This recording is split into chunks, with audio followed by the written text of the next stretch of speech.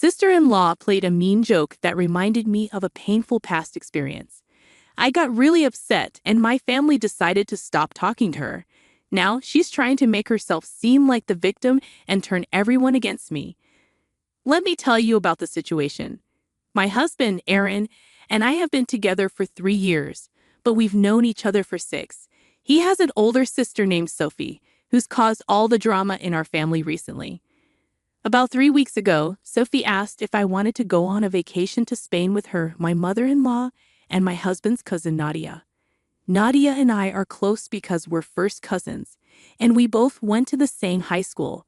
At first, I wasn't too keen on the idea of going on a trip with Sophie, but Nadia really wanted me to come, so I agreed. Sophie, who's pretty wealthy thanks to her neurosurgeon husband, was covering the cost of the flight tickets and hotel stay for our vacation. She's not bothered by the expenses because her husband's job brings in a lot of money. While she technically runs an event management company, it practically runs itself, and she doesn't really need to work. She just keeps up appearances to avoid being seen as a socialite who doesn't do anything. Despite having a degree in literature, she's never used it and feels like college was a waste of time, except for the part where she met her husband. Aaron mentioned that Sophie has always been spoiled by her parents, getting whatever she wanted since childhood. This attitude has carried into adulthood, with her thinking she can manipulate people with sulking and the silent treatment. Her husband and parents encourage this behavior, but Aaron, Nadia, and I don't tolerate it. While I've never been a fan of Sophie, I've tolerated her for the sake of family since she's never been directly mean to me. So I agreed to go on the trip with Sophie. And finally, 3 days ago, we were getting ready to leave. Since the airport was quite far from my house, I left early and ended up arriving about half an hour before our scheduled departure.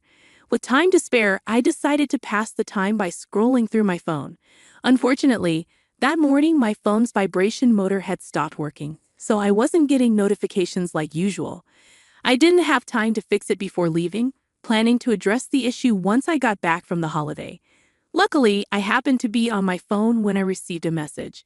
It was from Sophie, who sent me a screenshot of a text conversation she had received from an unknown number. The message included an image and some text. Curious, I downloaded the image to see what it was about, as it seemed odd for Sophie to send me someone else's conversation. When I opened the image, I felt a chill run down my spine. It was a picture taken right outside my house, showing someone holding a pair of scissors in their left hand. Almost immediately, I received another message from the same unknown number. "Let your brother's wife know I'm back." Sophie explained that she had received this text a few minutes ago and was worried about Aaron's safety. Hearing this sent me into panic mode. You see, I have a past experience of being stalked, which was the most frightening time of my life during college. I had a stalker who would take pictures of me from behind and send them to me all day. He didn't message me directly but used fake social media accounts to communicate. He'd suggest meeting spots but never showed up. Despite being trained in jiu-jitsu and never going out unarmed, I felt extremely scared. This went on for 2 months, and I kept it to myself out of fear. When I tried to stop him, he threatened me, saying I'd be in trouble if I told anyone. He even sent me a similar picture from outside my parents' house, holding scissors, to intimidate me further. Terrified, I didn't confide in anyone and just hoped for safety during classes. After a few weeks, I only left my dorm for necessities, and eventually, I stopped going out altogether because of the constant pictures. It wasn't until my roommate noticed something was off and pushed me to tell her that I finally opened up. Together, we went to the police to report the situation. Within a few days, they made an arrest, and surprisingly, it turned out to be a senior from the computer engineering department. He had a history of making girls uncomfortable on campus. Unfortunately, he targeted me due to his interest, using his cyber safety expertise to gather information from my public social media accounts. He was also stalking another girl who hadn't spoken up for the same reasons I hadn't. Once caught, he was expelled from college, putting an end to his harassment. Though his parents took him back home after a few days, he left the country soon after. It's been years since then, and I had almost forgotten about him until that image brought back all the fear. Without hesitation, I called 911. I urgently called Sophie to come over to my house right away. But I forgot to mention that I had already called the police because my priority was warning Aaron. Quickly, I hailed a cab and started frantically calling my husband, knowing he was likely still asleep at 8 o'clock in the morning, especially on the weekend. Despite the challenge, he eventually answered on the third attempt, sounding groggy from just waking up. With no time to waste, I instructed him to grab something heavy for protection, lock himself in the bedroom, and barricade the door. Although he seemed confused at first, mentioning the picture made him understand, and he followed my directions. I stayed on the phone with him throughout the 45-minute cab ride home, even as the police arrived and searched the house. During this time, I didn't check my phone, and without the vibration feature, I didn't receive any reminders from notifications. When I arrived home, the police were wrapping up their inspection, finding no one suspicious nearby. I was in the midst of a full-blown panic attack, and it took several minutes and half a bottle of water to finally calm down. The officers mentioned that they had checked the phone number in their system, which only came back with the name Thea Wilson. While this wasn't my stalker's name, it was entirely possible that he used a fake name for his phone number. At that moment, I had completely forgotten about Sophie and my phone, as my main relief was knowing Aaron was safe. The police informed us that they had dispatched 2 officers to apprehend the sender, following leads from the cybercrime department. Aaron and I rushed to the nearest police station, where shortly after our arrival, Sophie was brought in by 2 officers, crying uncontrollably. I'm sure many of you have already figured out what happened. And unfortunately, it's exactly what you're thinking. For some reason, Sophie thought it would be amusing to prank me this morning before our trip. A few days ago, she met a friend of mine from college, and during their conversation about families, my past stalker came up. This incident had made me somewhat infamous around campus, and despite not enjoying the attention, it seemed to have stuck in people's minds. After learning about my stalker, Sophie decided it would be funny to prank me on the morning of our flight. She used a phone number she had obtained a few days ago under a fake name specifically for this purpose. She texted herself an image that she had taken a few days prior, right in front of our house, holding scissors with an outstretched arm. Looking back at the photo, I realized the hand didn't belong to a man at all. Sophie had gone as far as removing her nail polish, making it difficult for me to notice in the midst of my panic. Fear clouded my judgment, causing me to overlook key details that hinted it was all a prank. But in the end, the trauma from my college experience overshadowed everything. The thought of reliving it terrified me, especially when Aaron's safety was at stake. It wasn't a laughing matter. Our ordeal ended with an embarrassing trip to the police station, where Sophie received a warning. Aaron and I had wasted time and energy worrying about my stalker's return when there was nothing to fear. Leaving the station, I was seething with anger. I unleashed my fury on Sophie for over 15 minutes, not caring as she broke down in tears. She had belittled something deeply traumatic and frightening for me, and her foolishness had embarrassed us all. She could cry all she wanted, but I refused to feel any sympathy. Aaron and I drove home that day, and during the ride, I filled Nadia in on the debacle. Even she decided to cancel the trip because, let's face it, nobody wants to spend time with someone as thoughtless as Sophie.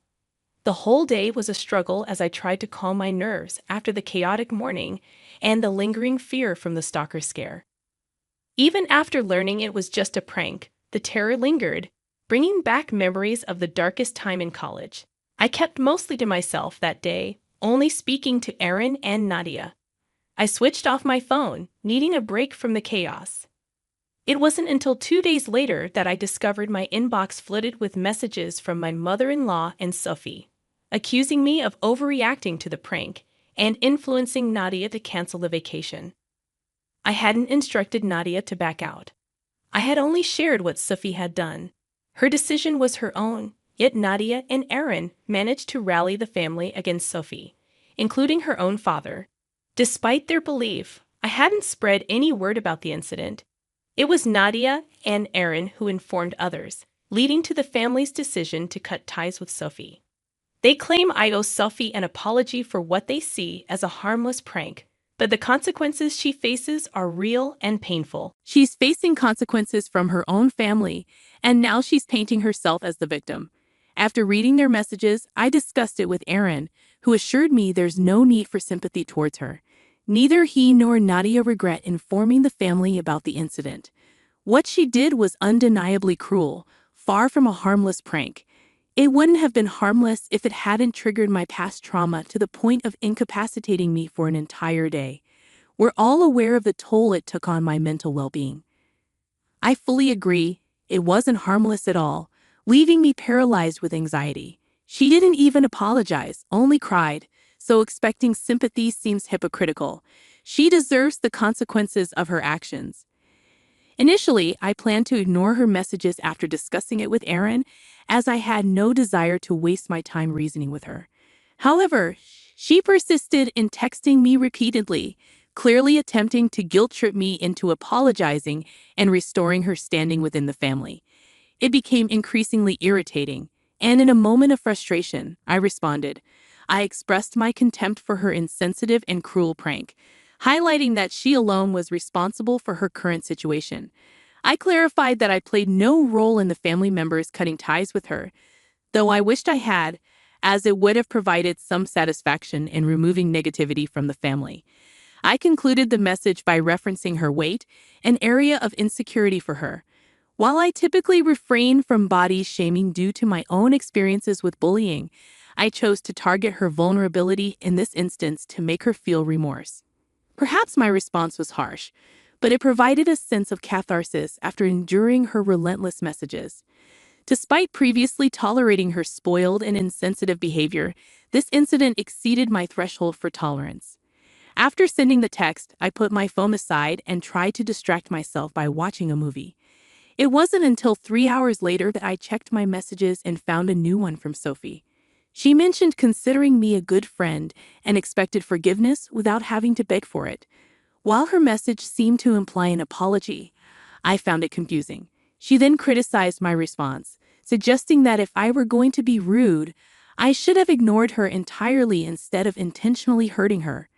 Reflecting on her words, I began to wonder if I had gone too far. Despite my dislike for Sophie, I acknowledged that she had a point. Perhaps I shouldn't have said some of the things I did. However, her refusal to take responsibility for her actions and her attempts to shift the blame onto me only fueled my anger. I regretted stooping to shaming her for her weight, knowing firsthand how hurtful that could be. Nevertheless, I felt justified in calling her out for her behavior. Aaron believed I shouldn't apologize, asserting that Sophie deserved to be confronted. He didn't think I should sympathize with her at all. Nadia, on the other hand, felt I may have been too harsh. Feeling torn and unsure of how to proceed, I turned to the Reddit community for unbiased advice. I didn't want to resort to the same tactics as Sophie to seek revenge.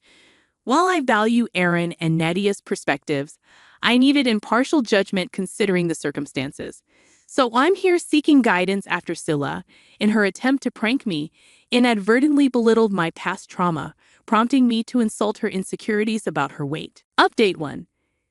I've taken in all the feedback from the comments on my original post, and while I appreciate everyone's viewpoints, I couldn't shake off the guilt I felt about my comment regarding Sophie's weight. So I decided to apologize to her for that specific remark. I stand by everything else I said, but attacking someone for their appearance didn't sit right with me, especially knowing firsthand the pain of being bullied for things beyond my control. I sent the apology just 5 minutes ago, although she hasn't opened it yet. Regardless, I'll be okay, even if she doesn't accept it, because I know I did what I could to make amends. As for my mother-in-law, I'm not on speaking terms with her. It baffles me why she rushed to Sophie's defense when she knows her actions were wrong. Her texts were all about understanding my frustration, but then she expected me to apologize to Sophie, which doesn't add up. It feels like she's trying to guilt-trip me into feeling sorry for Sophie, but I'm certain she wouldn't have the same reaction if the roles were reversed. Aaron wasn't thrilled about my decision to apologize, but he believes in my good intentions. Nadia, on the other hand, is supportive and proud of me, so overall, I'm at peace with my decision. Update 2. Sophie has just responded to my apology. It took several hours for her to reply, but about half an hour ago, she finally did. She said it was fine, but she didn't expect anything better from me anyway. Sophie admitted to feeling a bit shocked, but understands that we were never friends and won't be in the future. On a positive note, she did express regret for attempting to prank me and for using such a traumatic experience against me.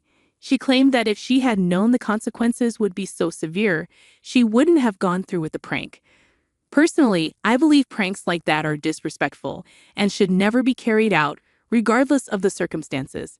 However, I appreciate the apology, even if it came across as passive-aggressive.